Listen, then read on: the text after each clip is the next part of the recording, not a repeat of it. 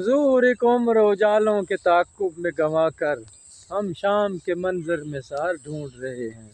हजूर शाम का मंजर पिंडा विच इसकी वैल्यू इसकी अहमियत वो ही समझ सकते हैं जेड़े मेरे बिरा प्रदेश बैठे ने। सान थान ए जेड़े दरखत हल रहे ना ए झूम रहे ने। काश के कदी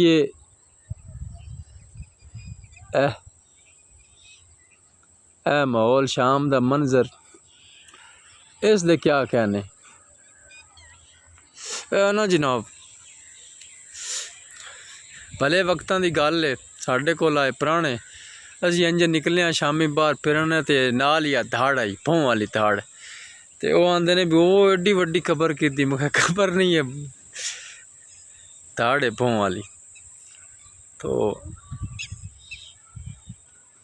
जनाब मैं क्या बिरावां नूं नज़ारे विखा दईए।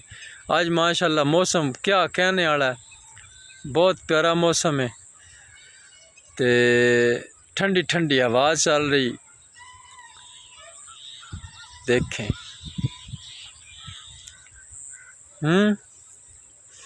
क्या कहने क्या कहने।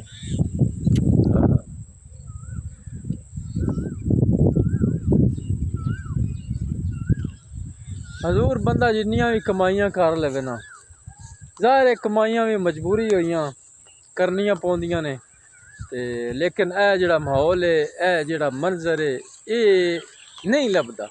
जिन्ने भी पैसे खर्च कर लो ना ए माहौल है मंजर नहीं लभदा, यकीन कर जाओ।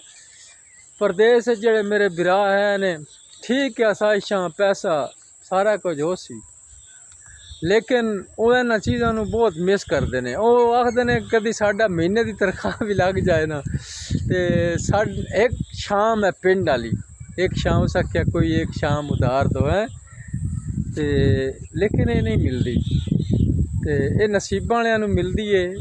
ते अल्लाह ताला सानू शुक्र अदा करने की तौफीक देवे कि ये माहौल ये नेमत ने भी एक नेमत है हजूरे वाला।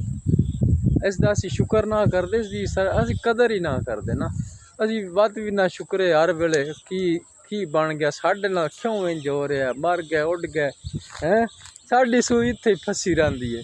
जेड़े कोई खुशी वाले लम्हात थोड़े बहुत जेड़े भी मुयसर होन जनाब उन्होंने इंजॉय करना चाहिए उन्होंने मनाना चाहिए। बाकी सलामत रहो। लम्मा चढ़े व्लॉग की मेरी अजा प्रैक्टिस कोई नहीं ते नाले अजे तक इंज भी तुहानू पता है अजे सबसक्राइबर भी पूरे सूरे ने। मैं चलो एक बारी मखा ध्यान बनाने हौली हौली जिमें जिमें प्रैक्टिस हुई बात थानू कुछ चंगे व्लॉग बना के विखाया करसा। सलामत रहो।